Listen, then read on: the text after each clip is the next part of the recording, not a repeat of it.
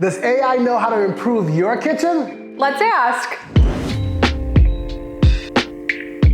So today we're gonna ask Chat GPT a couple questions. One of the questions we asked today is, what's your biggest bang for your buck when it comes to kitchen improvements?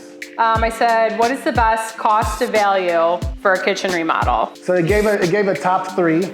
Well, it just gave me 6. It gave you 6. Yep. And it said certain upgrades generally offer a good return on investment. Okay. Here are some popular remodeling projects. All right. Do you want to guess what they are? Yes, I do. I'm gonna say, if I was gonna say 6, I would say countertops, backsplash, cabinets, appliances, and flooring.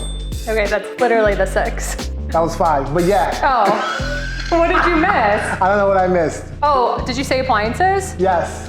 So maybe it's 5. Oh, lighting improvements. Lighting improvements. That's a good one. All right. Sorry, okay. So that was the same 6 that they said? Yeah, yes. So you're smarter than the King of the internet. world! Or you are as smart as I'm the as internet. smart as Chat GPT. When I ask Chat GPT, what's your biggest bang for your buck for bathroom improvements? The importance of bathroom improvements can vary depending on individual preferences and specific circumstances, of course. However, here's a suggested ordering of bathroom improvement projects mentioned, taking into consideration their potential impact and cost effectiveness. So they are going cost effective. All right. 7 for a bathroom? 7, yeah. Wow, okay. It's gonna be vanity, it's gonna be medicine cabinets, it's gonna be faucets, then I'm gonna say lighting, new toilet, shower, and floor tile. Okay, so you're completely gutting a bathroom and... No, they have 7 things. I don't even understand. Yeah. Like how... The first one they mentioned was update fixtures and hardware. Okay. I think we agree with that. 2 is paint refresh. Pretty, I think that's I accurate. think about that paint. 3, they did lighting fixtures, which are lighting upgrades. Lighting upgrades. Which is kind of the same as number 1, so Okay. I think we could get rid of that. 4 is tile work, meaning installing new tiles or refreshing existing ones, but that they did mention it could require a higher budget. That's what I'm saying. Tile would not be the most cost effective. Agreed. Yeah. Maybe painting the tile. Reglazing them. Yeah.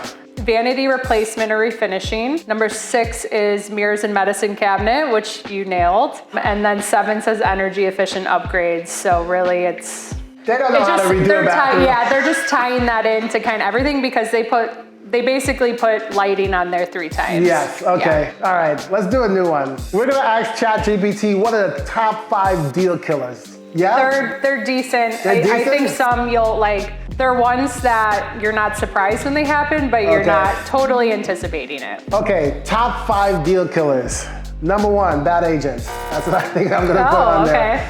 Losing mortgage contingencies and not be able to get your mortgage. Number 3, I would say bad inspection. Number 4, I would say seller backing out. And number 5, buyer backing out.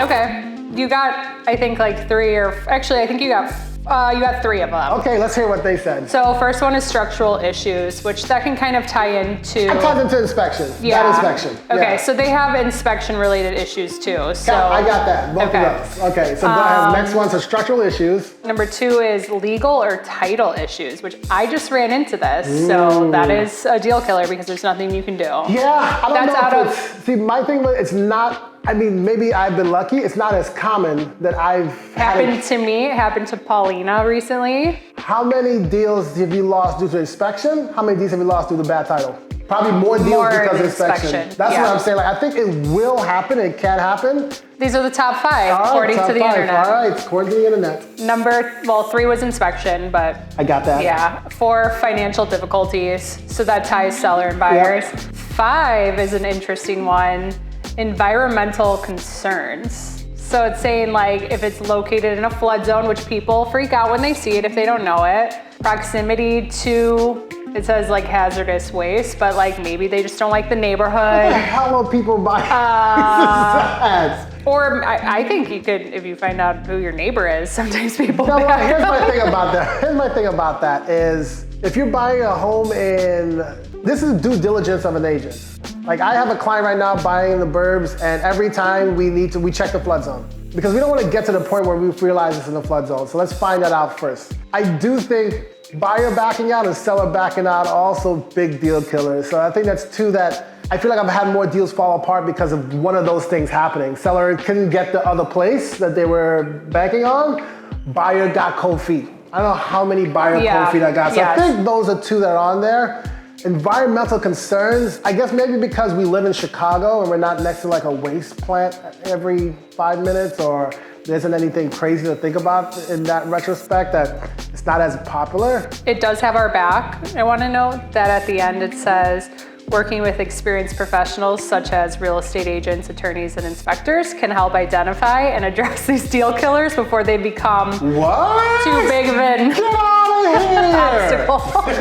What? So it's not going to take our job over. No, you like that. Even Chat GPT says, working with an experienced agent, experienced inspector, experienced attorney is going to limit that. I like that. That was a really good one. That was a good one.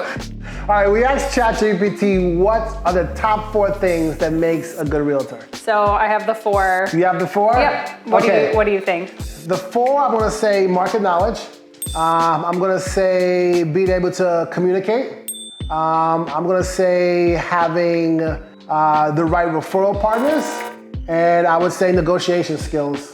Okay. Top 4. So those were all in the top 10 for sure. Okay. You nailed the first 2. Yeah. So it says experience and expertise, which I'm gonna like.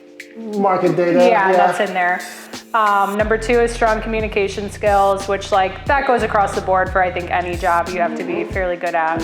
Number 3 was professionalism and integrity, which I do think matters because I can't tell you how many agents have like lost it on the phone, and I'm like, why aren't we trying to figure this out together? And then 4 is just a client-centric approach. So you're just putting their needs first, which any sales job. Yeah, I think those were easy ones, but I like those. I definitely think someone with integrity and client focus.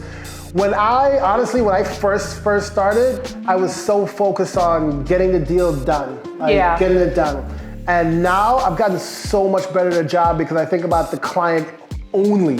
Like only, hey, what do you want to do?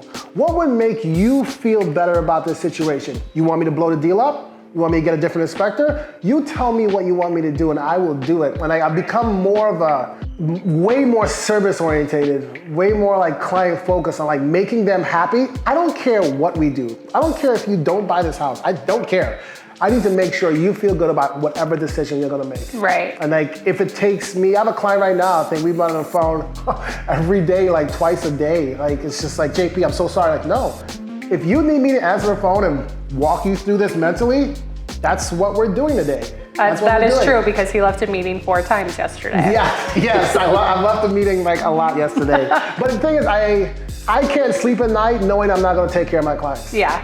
I go to bed with their stress sometimes. It's like, man, I know he's thinking about his job. I know he's thinking about this. Like, I know they have a baby on the way. Like, man, like I'm stressed out at a level that they're stressed out because I carry that, and I wanna make sure they feel good through the entire process, no matter what the decision is. Right. I wanna feel good, yeah. So I wanna mention that they do note, while it's considering, other factors outside of the top 4 are local network, which is what you said. Yeah, knowing people. Problem solving skills and adaptability to market changes, which I think is a huge one. That's a good one.